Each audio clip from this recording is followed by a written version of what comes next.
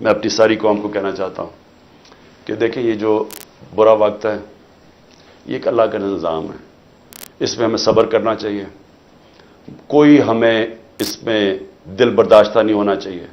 قوموں کی زندگیوں میں یہ مشکل وقت آتے ہیں اور کئی میرے لوگ بہت مشکلوں سے گزر رہے ہیں، لیکن باقی ساری قوم کو میں ایک چیز کہنا چاہتا ہوں، اپنے ذہن میں ڈال لیں کہ اس طرح کی غلامی، یہ شذیدیت، اس طرح کی غلامی کو قبول کرنے سے بہتر ہے مر جاؤ۔ اللہ نے آزادی کو کیوں اتنا بڑا رتبہ دیا؟ کیوں جو انسان اپنی آزادی کے لیے لڑتا ہے اللہ نے اور مرتا ہے تو اس کو شہید کہتا ہے، اور جو بچتا ہے اس کو غازی کہتا ہے۔ پیغمبروں کے بعد شہید کا سب سے بڑا رتبہ ہے۔ کیوں ہے؟ کیونکہ اللہ نے آپ کو بتایا ہے کہ انسان آزاد میں نے پیدا کیا ہے، لا الہ الا اللہ۔ وہ کسی انسان کی غلامی کے لیے نہیں اس نے ہمیں پیدا کیا۔ یہ جو ہمیں غلامی کروا رہے ہیں کہ پکڑ کے جناب دبا کے، گلا دبا کے اور کہیں کہ جناب میں تحریک انصاف چھوڑ رہا ہوں، اس لیے نہیں پیدا کیا۔ اور قوم جب ظلم کے سامنے سر جھکا دیتی ہے، خوف کے بت کے سامنے جھک جاتی ہے، وہ قوم تباہ ہو جاتی ہے۔ اس لیے آخر میں دو چیزوں پہ ختم کرتا ہوں۔ ایک تو آخر میں تو میں القادر کے اوپر بات کرنا چاہتا ہوں، جو 4 گھنٹے میں 4.5 گھنٹے مجھے نیب میں بٹھایا کل انہوں نے، اس کے اوپر بات کرنا چاہتا ہوں۔ لیکن اس سے پہلے میں اپنے سپریم کورٹ کے ججز سے آج اپنی قوم کی طرف سے اپیل کرتا ہوں۔ دیکھیں، آپ اس وقت ہماری آخری امید ہے۔ پاکستان میں اب رول آف لا ختم ہو چکا ہے، آئین اس ملک کے اندر تقریباً ختم ہو چکا ہے۔ جب 14 میں میرا یہ رائٹ تھا، میں نے اسمبلیز اپنے آئین کے مطابق ڈیزالو کی تھی، 2 اپنی اسمبلیز میں نے اپنے آئین کے مطابق ڈیزالو کی تھی کہ 90 دن میں الیکشن ہوگا۔ کدھر گیا الیکشن؟ 14 مئی کی انہوں نے ڈیٹ دی چیف جسٹس صاحب نے اور سپریم کورٹ، 14 مئی گزر گئی، کسی کو کچھ فرق ہی نہیں پڑا۔ تو اس کا مطلب تو آئین جب آپ کا گیا ہے تو رہ گیا جنگل کا قانون۔ اب تو اس میں مطلب کہ جو طاقتور وہ فیصلہ کرے گا کون سا آئین کی شکل پہ چلنا ہے، اس نے نظریہ ضرورت تو شروع ہو گیا پاکستان میں۔ میں اپنے سپریم کورٹ کے ججز کو، مجھے پتا ہے آپ کے اندر اختلافات ہیں، دیکھیں ملک کے لیے بہت ضروری ہے۔ آپ نے اگر اس ملک کی جمہوریت کو نہ بچایا اور آخری امید اب آپ رہ گئے، یہ تاریخ آپ کو معاف نہیں کرے گی، کیونکہ جا رہا ہے جس طرح پاکستان جا رہا ہے، یہ ساری ہماری ڈیموکریسی کو ڈسمینٹل کیا جا رہا ہے۔ سارے جو جمہوریت کے ادارے ہیں وہ ایک ایک کر کے تباہ کیے جا رہے ہیں۔ یا جمہوریت نہیں ہے اب۔ ہم تو میں بیٹھا ہوتا ہوں ہر روز کہ کس دن آ کے مجھے پکڑ لیں گے، ایک دم انٹرنیٹ بند کر دی پکڑ کے، یعنی کون سی جمہوریت میں ہوتا ہے؟ سارے لوگوں کو جیلوں میں ڈال دے، مجھے یہ نہیں پتا میں اب کسے کانٹیکٹ کسے کروں، میرے سے کانٹیکٹ ہی کوئی نہیں ہو رہا، نہ مجھے لیڈرشپ ملتی ہے نہ کوئی ملتا ہے۔ جو میں زوم پہ میٹنگ کرتا تھا انہوں نے وہ انٹرنیٹ بند کر زوم ہی ختم کر دیا۔ تو میں تو تیار بیٹھا ہوں کہ جو بھی کرنے کے لیے آئیں گے، جب بھی پکڑیں گے، میں تو خیر تیار بیٹھا ہوں، ہر روز تیار ہوتا ہوں۔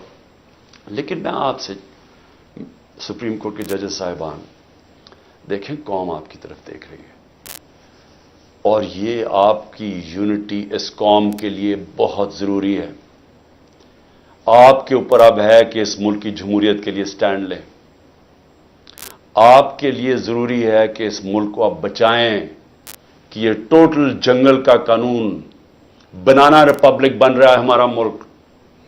یہاں کسی شہری کو اس وقت جو آج آواز اٹھاتا ہے، کوئی تنقید کرتا ہے، اس کو یا اٹھا کے لے جاتے ہیں یا اس کو مارے پڑتی ہیں یا ان کی بزنسز بند کر دیتے ہیں۔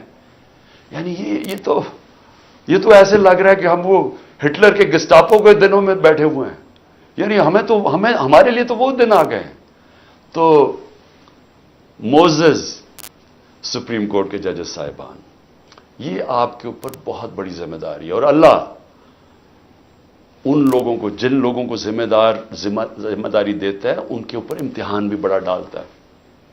یہ آپ کے اوپر ہے، ہماری جو رئیس جمہوریت ہے اس کو بچانا، کیونکہ ہمیں اور اب کوئی امید نہیں نظر آ رہی۔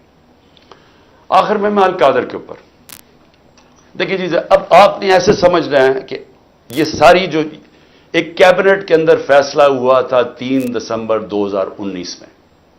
اب آپ نے ایسے دیکھنا کہ آپ میرے کیبنٹ ممبرز ہیں اور آپ نے کیا فیصلہ کرنا ہے. یہ میں نے اب سارا میرا جو کیس بنا ہوا ہے وہ یہ کہہ رہے ہیں کہ یہ عمران خان آپ نے فیصلہ غلط کیا. آپ نے یہ فیصلہ اس لیے کیا کہ وہ القادر ٹرسٹ جو 1 سال پہلے بننا شروع ہو گیا تھا، آپ نے فیصلہ کیا اور اس کی گراؤنڈ بریکنگ ہو گئی تھی اس سے 7 مہینے پہلے. لیکن یہ کہہ رہے ہیں کہ وہ القادر ٹرسٹ میں کیونکہ آپ کو فائنینشلی فائدہ ہوا جو کہ نہیں ہوا، اس لیے آپ نے یہ غلط فیصلہ کیا. اب یہ فیصلہ کیا تھا ذرا آپ نے سمجھنا کہ آپ میرے کیبنٹ ممبر ہیں. کیبنٹ کے سامنے یہ چیز رکھی گئی کہ جی ہمارے ایک ملک ریاض کے اور این سی اے ہوتا ہے نیشنل کرائمز، ان کی نیشنل کرائم ہوتی ہے ایجنسی. وہ این سی اے نے ملک ریاض کے پیسے فریز کر دیے 190 ملین پاؤنڈ انگلینڈ کے اندر. اور ورڈ یہ سنیں، انہوں نے کہا یہ سسپیشس ٹرانزیکشن ہے. انہوں نے منی لانڈرنگ نہیں کہا، انہوں نے کہا کہ ہمیں شک ہے کہ یہ پیسہ یہ وائٹ پیسہ نہیں ہے، یہ بلیک کا پیسہ ہے. انہوں نے پیسے فریز کر دیے. ملک ریاض اور این سی اے کے بیچ میں ایک اگریمنٹ ہو جاتی ہے، ان کے وکیل اگریمنٹ کر لیتے ہیں.